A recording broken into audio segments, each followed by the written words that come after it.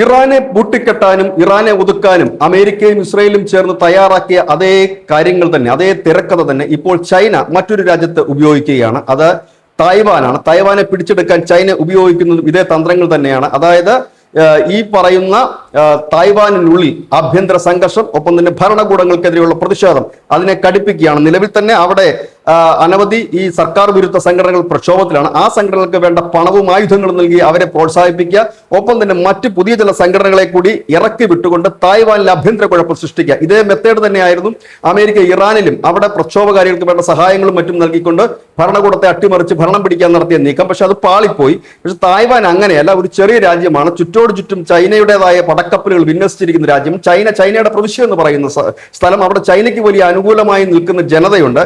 ഇതെല്ലാം റിപ്പോർട്ട് ചെയ്തിരിക്കുന്നത് തായ്പൈ ടൈംസ് എന്ന മാധ്യമമാണ് ഈ റിപ്പോർട്ട് ചെയ്തിരിക്കുന്നത്. അവർ പറയുന്നത് ഏത് നിമിഷവും ഇവിടെ ഒരു ആഭ്യന്തര കലഹം ഉണ്ടാകും. അത് മുതലെടുത്തുകൊണ്ട് ചൈന തായ്വാൻ പിടിച്ചെടുക്കുമെന്നാണ്. ഏതായാലും ട്രംപിന് റെസ്റ്റ് കിട്ടുമെന്ന് തോന്നുന്നില്ല. ഇറാൻ കഴിഞ്ഞാൽ അടുത്തത് തായ്വാനിലേക്ക് ഒരുപക്ഷെ നീങ്ങേണ്ടി വന്നേക്കാൻ. News desk news India Malayalam.